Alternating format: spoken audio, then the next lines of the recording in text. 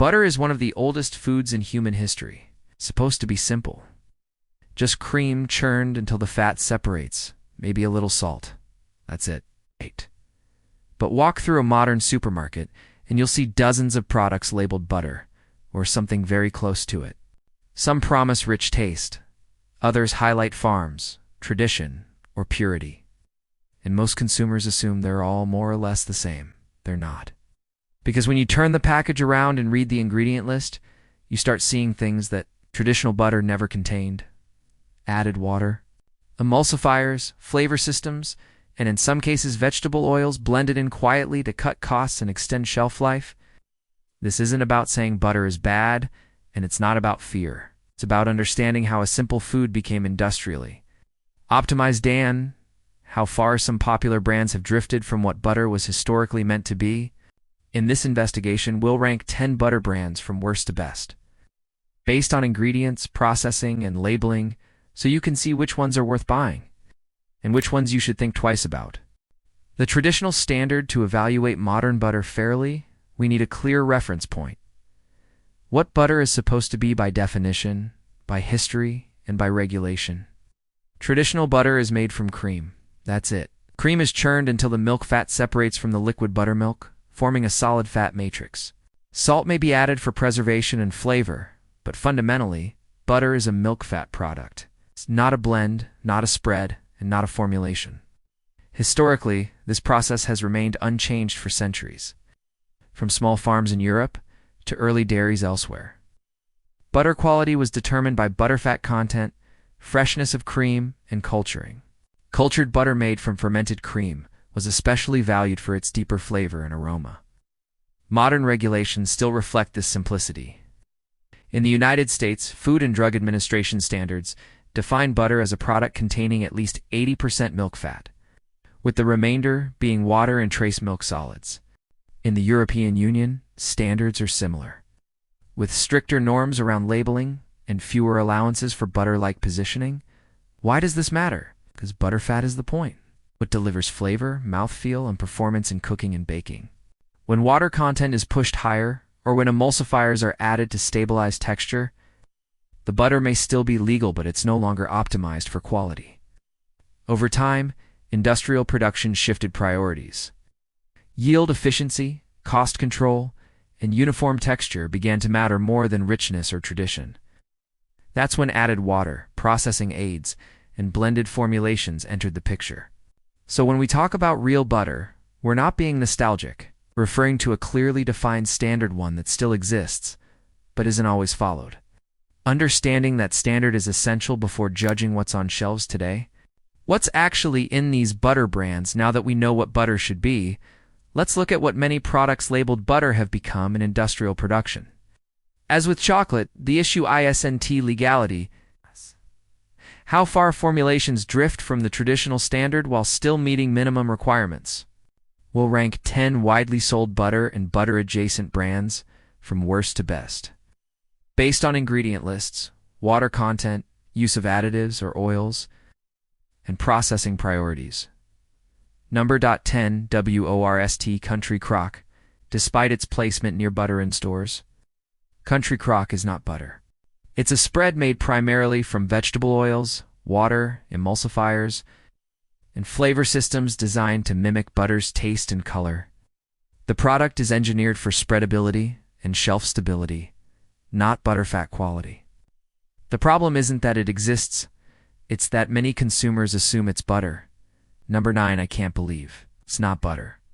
This is another margarine-style product marketed through comparison. Vegetable oils replace milk fat entirely, while flavor compounds recreate a buttery profile. From a traditional standpoint, it shares almost nothing with butter except appearance and name association. Number 8, Bluebonnet. Bluebonnet relies on refined oils, stabilizers, and color additives. Like other spreads, it prioritizes cost efficiency and long shelf life. Butterfat is minimal or absent, making this a butter substitute rather than butter. Number 7, Imperial. Imperial represents a blend category, part vegetable oil. These products are legally sold near butter, but are formulated to reduce milk fat usage. Texture is stabilized with emulsifiers. Water content is higher than traditional butter. Number 6. Land O'Lakes certain lines. Land O'Lakes produces real butter, but some mainstream lines push allowable water limits to improve yield and consistency. The result is butter that meets legal definitions but performs less reliably in cooking and baking, compared to higher fat alternatives. Number 5. Kerrygold. Kerrygold uses grass-fed cream and higher butterfat than standard U.S. butter. However, it's still industrially standardized for global distribution. A meaningful step up, but not the ceiling. Number 4. Lurpak. Lurpak maintains tighter control over water content and uses cream-forward formulations. Ingredient lists are clean, and texture relies on butterfat rather than stabilizers. Number 3. President emphasizes traditional dairy processing and higher butterfat. Culturing improves flavor depth, and additives are minimal. This is butter designed around taste, not yield. Number 2. Plugra. Plugra uses a European-style butterfat level, meaning less water and richer performance. Bakers favor it for consistency and flavor delivery. Number 1. Best Ekire. Ekire represents the closest adherence to traditional butter standards. Cream, cultures, salt, and careful churning. High butterfat, Low water, and minimal processing put it at the top of this ranking. The brands to avoid after reviewing ingredients and processing methods. A clear pattern emerges. The worst butter products aren't failing because they're unsafe or illegal. They fail because they replace milk fat with cheaper systems while leaning on butter-adjacent marketing to maintain trust. These are the products consumers should be most cautious about, not out of fear, but out of awareness. 1. Country Crock butter, in name, and not in structure. Country Crock is frequently mistaken for butter because of its placement and branding. In reality, it's a vegetable oil-based spread. Milk fat is either minimal or absent, and texture is achieved through emulsifiers and stabilizers. From a traditional standpoint, this product shares almost nothing with butter. The concern I senti that it exists, that many consumers believe they re-buying butter when they re-not. 2. I can't believe it's not butter. Comparison-based marketing. This product's entire identity is built around imitation. Vegetable oils replace cream, and flavor systems recreate buttery notes lost through processing. Again, this is legal. But it relies on contrast marketing, not ingredient transparency.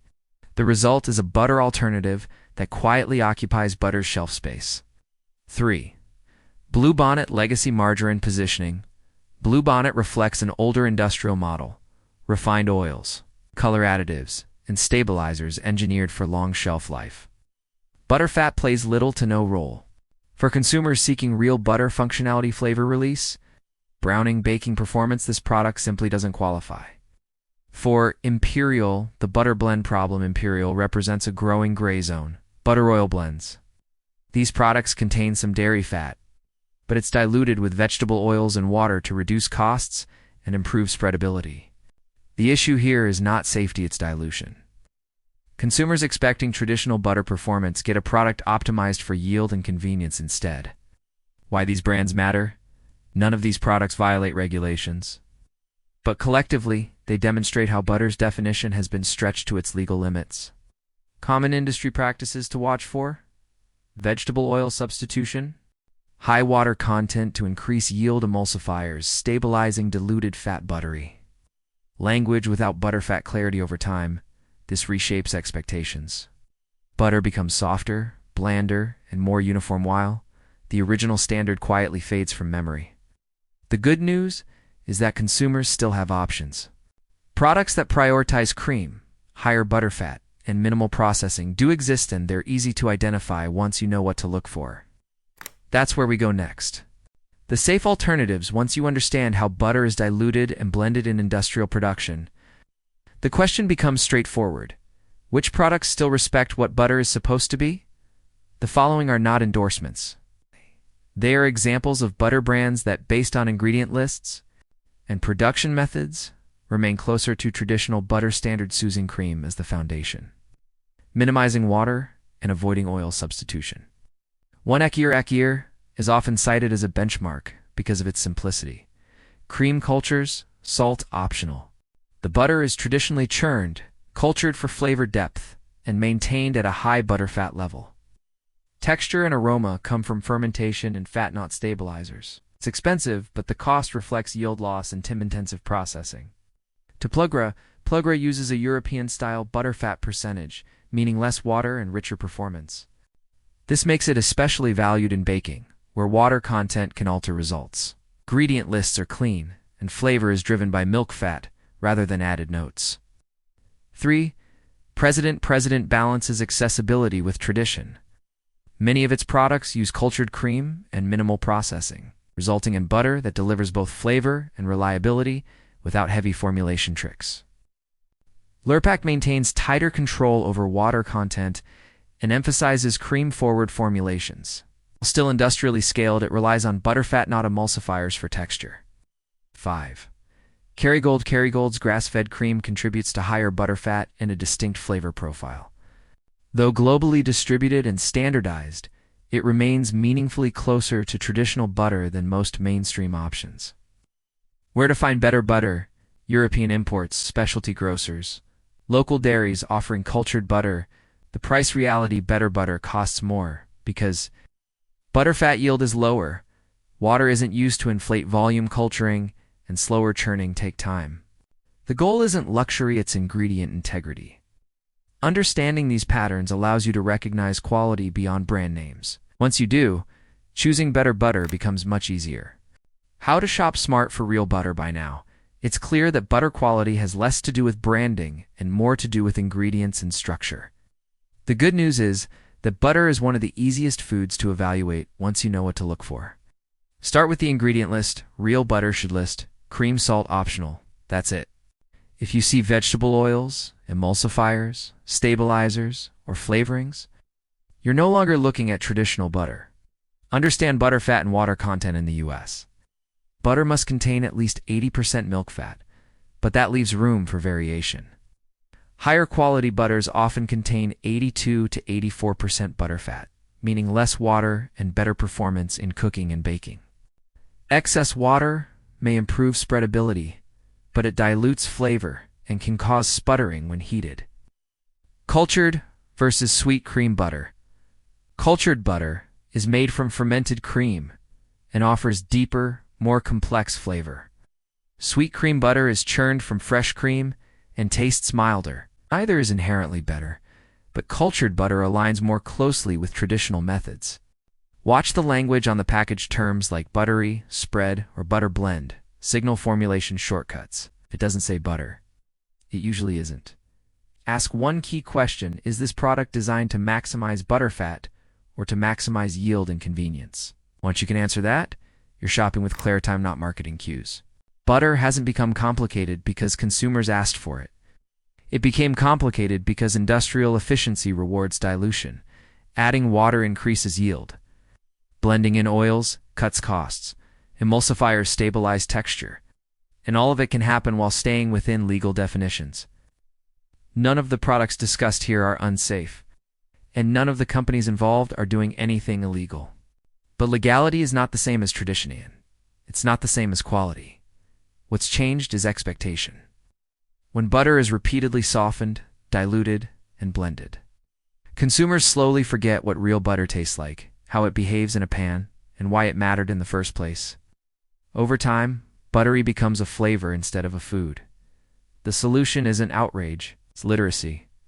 When consumers understand ingredient lists, butterfat percentages, and labeling language, they regain control.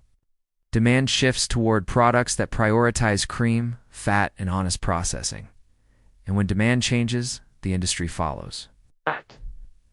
Butter doesn't need to be reinvented, it just needs to be respected. If you value ingredient transparency, clear standards, and calm evidence-based food investigations, consider subscribing. This channel exists to examine everyday foods without hypes, so you can make informed choices in a food system built on scale. Because simple food should stay simple.